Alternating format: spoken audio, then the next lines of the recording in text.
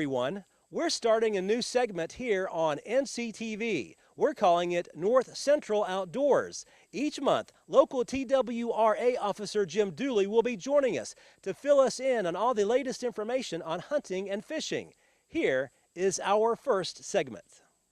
Hey, thanks, Barry. I appreciate this opportunity that North Central has given me to get some hunting and fishing and outdoor information to the public, and look forward to having this segment every month, and I'm sure the people will enjoy it also.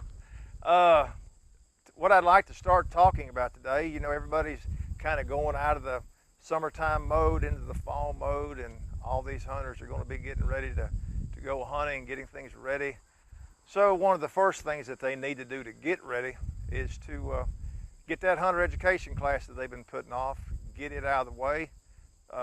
And this time of year, starting in August, going through September, October, November, and even on through the winter, our agency has a lot of opportunities for hunter education classes. And now with the advent of the internet and the computer, it's really got really simple, and the obligation for an individual and their child is just one day. It can be just as short as one day. So I'd like to just get some information about that. The way that we do it, the way that a lot of places do it now is through the use of the computer. They do an online course. They complete all the sections required. They print out a voucher. They bring that voucher to a field day exercise that they've previously registered for. And within about 4 hours, they take a test, the proctored test, do some field exercises. They may shoot, they may handle a gun, show a little bit of proficiency, and then within about 4 hours, they're certified. So in Macon County, I can speak for Macon County, we're going to do these weekend classes, these Saturday classes, field day classes, and it's just so much easier, will be so much easier for everybody. Everybody's time restraints are really crunched with school and activities. So that's what's available.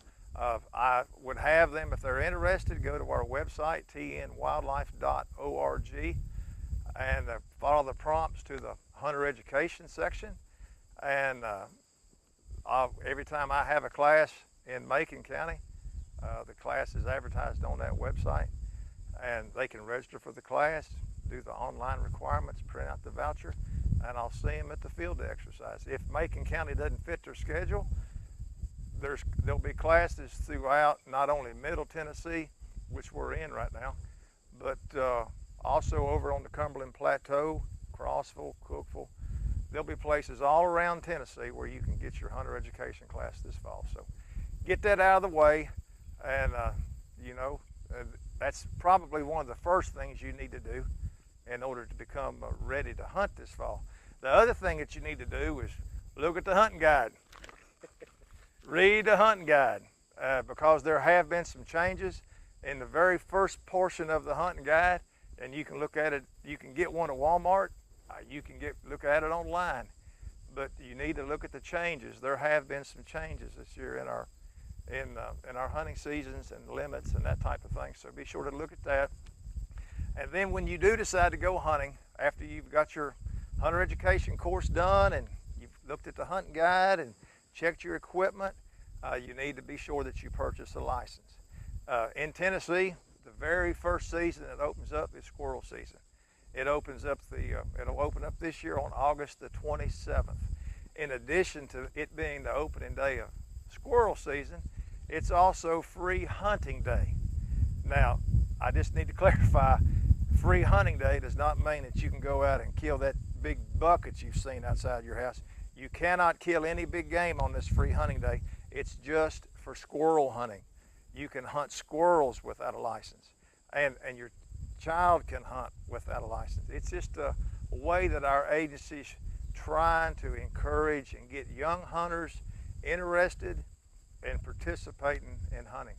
In my own situation, my father did that with me. The very first game animal that I hunted and shot was a squirrel, and I still remember it today. So August the 27th, you know, get all the stuff that you need and child or a friend, a youngster of some kind, and take them squirrel hunting. The limit's 10. Put on a lot of insect repellent and hopefully go out early and come in early, maybe eat breakfast, but just make it an enjoyable opportunity to start a young hunter in the sport of hunting. Also, after August the 27th, we kind of move up into September, and the big thing that happens September the 1st at noon every year is the dove season. This year, the first dove segment will start September the 1st at noon.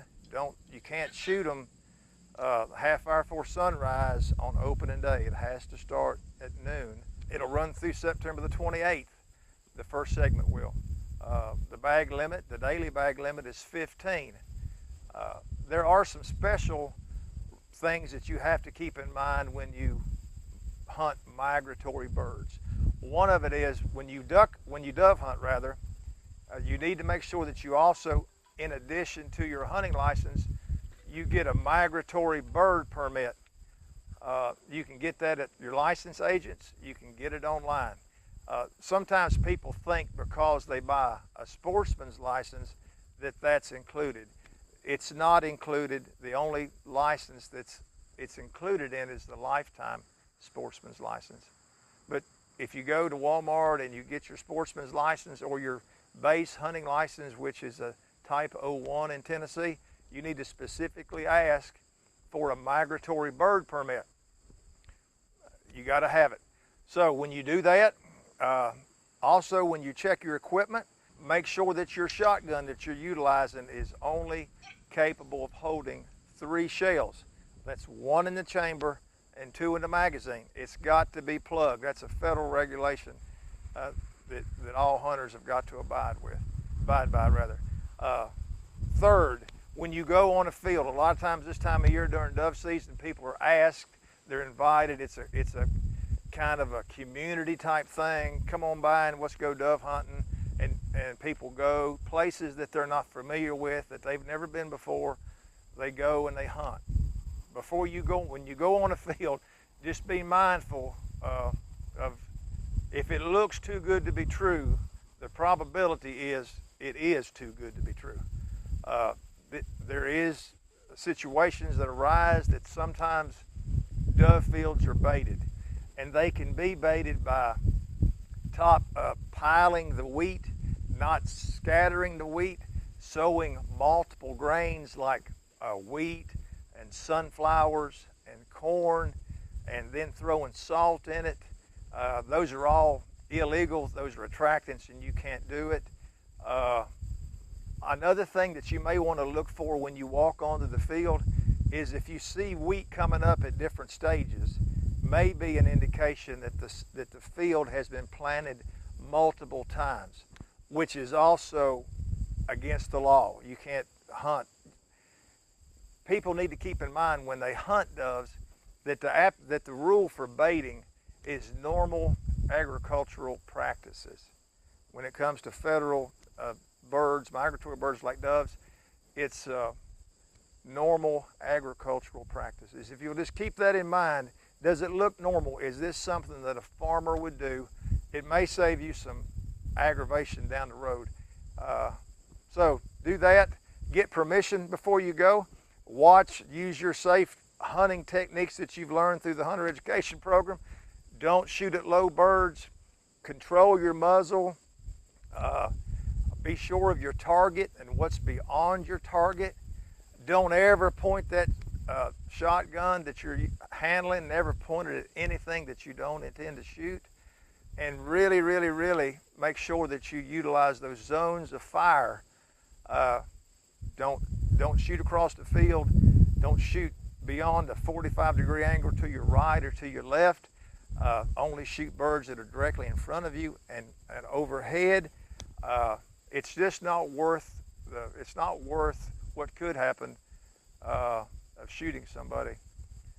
And when people are put together in relatively close situations, the probability or the possibility of an accident really does increase. So just be real careful and mindful And if you're on a field with a young hunter that's never been before, be very, very careful and mindful. You really have to have some hands-on instruction in that situation because you don't want him to make a mistake. Also, the early Canada goose season starts on September the 1st. The limit is 5 a day. In addition to your migratory bird permit, you'll need to also have a federal duck stamp. The wood duck season and teal season get underway on September the 10th. You can bag 6 of those a day, but only 2 of which can be wood ducks. There is a teal only season, lastly, which starts September the 15th with a daily bag limit of 6. That should cover everybody's interest, starting out early August, early September. The next big thing will be the deer archery season, and we'll discuss that next month. At about this same time next month, we'll have another show, and look forward to seeing you. And remember, hunting safely and respectfully is not an accident.